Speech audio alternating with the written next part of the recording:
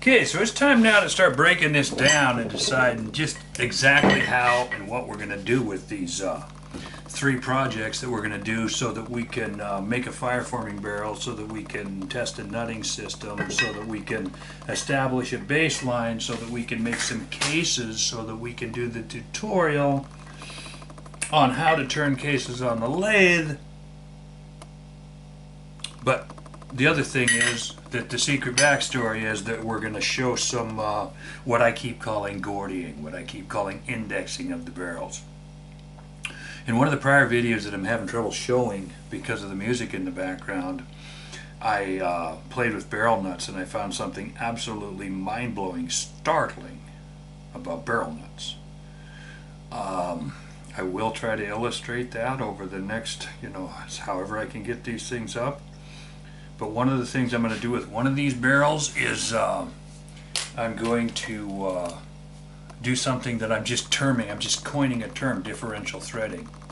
Because what I found was that a barrel joint that's got an action and a barrel nut tends to move coaxially, and I can use coaxially like I know what I'm talking about because I have a bunch of something called coaxial rests. Basically, coaxial means two surfaces sliding together, and a barrel with the two surfaces of the barrel nut and the action sliding together while the threads rotate to allow that slide to happen produces a coaxial movement. That means that on a nutted system, if there's movement, that barrel can just take off. I don't know if it can just this barrel can go over here and reset over here, and then you shoot a few and it can move over here, and it can shake and it can move around. There's nothing keeping it from doing that. On a conventionally shouldered gun, and we've gone through this in several drawings before, but since we're formulating what we're going to do here, the action comes up and it butts against here. When this barrel tries to rotate, these outer portions of the abutment here keep it from rotating. It tries to go this way, boop, fulcrums here on the threads. Now, if this is a nut, and it's got threads in it also, now when it fulcrums on the threads, this also turns on the threads, this rotates, and now all of a sudden, these surfaces can and do. I'm going to put the fixture back in the lathe just to show this, because I have come up with another idea for fitting nutted barrels that we're going to try, and it's called differential diameter threading. If the I've got a bunch of custom made very wide recoil lugs, 3/8, ½ inch, 5/8, ground down at PPG or PTG, or as I said, whatever they're calling themselves, by Kiff's crowd. They're beautiful things, but they're not round inside.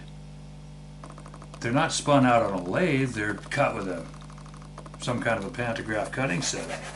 Whether they're ground or EDM'd or don't care. But they're not round.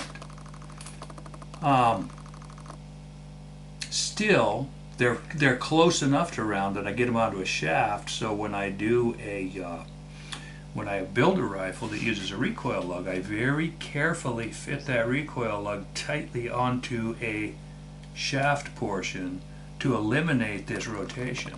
So what I'm going to try now is I'm going to go back to nutting, because nutting offers, we're forming brass. That's what we're learning about. That's our whole thing here. This is about the brass. It's not about the kids. It's not about propriety. It's not about being politically correct. It is about the brass. So let's get that straight right now. There are reasons. Well, the biggest one is the fact that I like to time barrels. Not only do I like to time barrels, but I like to take barrels on and off and have the ability to reuse barrels. If I've got a really good barrel that I want to save because I might have a chance to go to a match somewhere cool, I'll take that, set it aside. Now I put that barrel back on, and just because of wear and because of compression of the shoulder and because of compression of the threads and because of life happening, it indexes just slightly different. It advances. Every time I tighten it, it goes just a little squidge further, which changes the headspace. Not enough to be relevant for anything, because all it's doing is stretching the tendon. But it does change the headspace physically due to compression of the shoulder joint. I've had limited success ordering inch 350 barrels. They work perfectly. The stinking things are just never available. I got a custom order. I mean, it doesn't matter who I call when I have to custom order something. That doesn't make me happy. I want to call around and say, hey, who's got some barrels that I could use? And the inch 350 shank is not commonly available. So you get an inch and an eighth tenyon and an inch and a quarter shank, and I'm not even going to use that old adage, you knew the math. We're all doing the math. That's what we do. You know, all of you I know have done. The point is, I don't think these abutment shoulders are oftentimes big enough. Still, they serve that wonderful purpose. Now, I've talked to, one time a long time ago, I asked one of the major gunsmiths in America whose abilities I trust. He's an engineer who actually has a working brain, and I work with a lot of engineers. Trust me, the fact that you went to school and can plug in numbers into formulas doesn't make you an engineer that interests me. Your opinions interest me. But anyway, I said, hey, could I have you mill me a surface in an action face? I mean, I accept all responsibility. This all goes without saying. And then mill a corresponding tapered shoulder, let's say, on the barrel shank.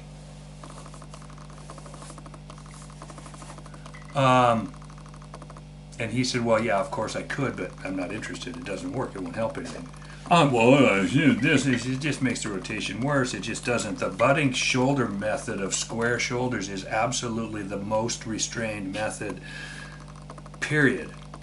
And he didn't have time to explain. Since then, I've thought it through. Since then, I've formulated the question better. Since then, I've done some of the work involved.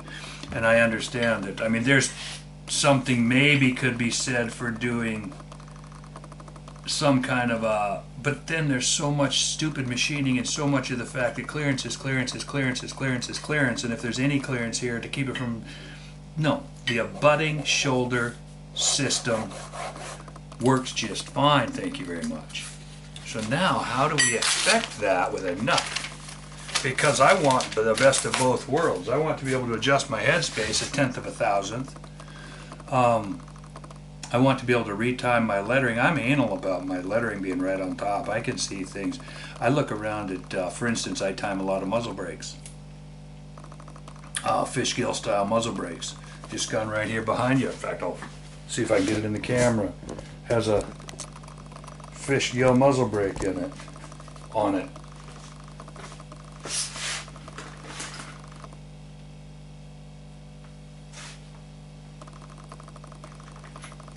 Stupid camera. Not having a cameraman makes this kind of hard. But anyway, it does, and it's time, and it's got a tuner, and it's cool, and all that. But where I'm going with it is only to say, there, the camera finally found it. Look at that. You can see the Fishgill muzzle brake. I tell you that so I can tell you this. The reason that's relevant is because I can't count the number of guns. I got one sitting right back there on the back wall behind the camera. Big old 408 Chi-Tac with a big old Fishgill muzzle brake on it, and the brake is 2 or 3 degrees off of vertical. Bugs me. It just looks, I pick it up and I feel like I'm going to fall over. So, for that reason, nutting offers some facility. That barrel never, you know, right now, that Fishgill muzzle brake that I just showed you, and the reason I showed it is because this has a timing system. I can set it so that it looks right. Even if sometimes they measure wrong. Sometimes they look wrong when they're measured right. Sometimes the reverse is true. I want it to look and be, generally being square is where it's at when it's a flat-topped muzzle brake.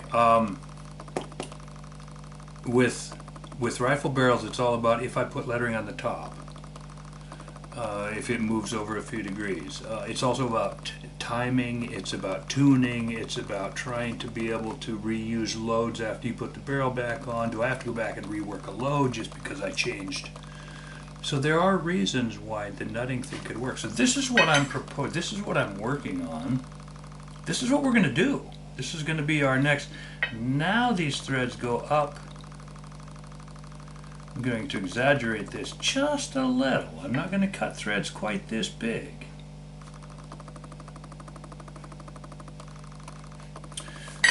And the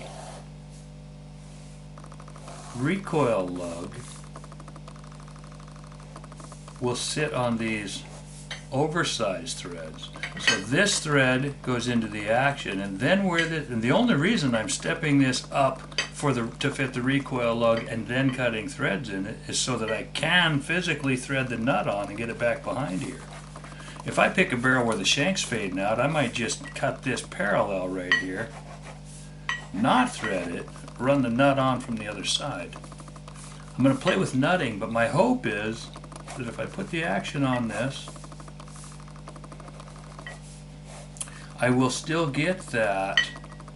If this recoil lug is slip fit, if the tolerances are tight enough either on top of these threads or on a parallel shank, my hope really is that I can use this nut to get rid of that coaxial movement, because to get coaxial movement this nut has to be able to rotate. On threads it can do that. The nut actually rotates on the threads. If it's sitting on a flat surface, it can't. Now there's still going to be a tiny bit of tolerance, but I mean tiny. I'm at the point where I might just heat this thing up and put it on and let it shrink down.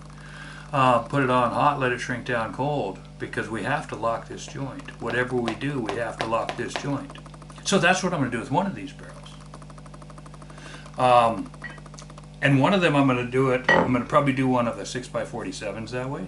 I'm also going to do a PPC that way. Because a PPC to me is a known quantity. If it doesn't shoot little round holes, then it has a problem. It's broken. If I've got PPCs that shoot, I've got a very, very few that don't. Generally, those very few that don't get turned into varmint rifles because why bother? A PPC has to shoot zeros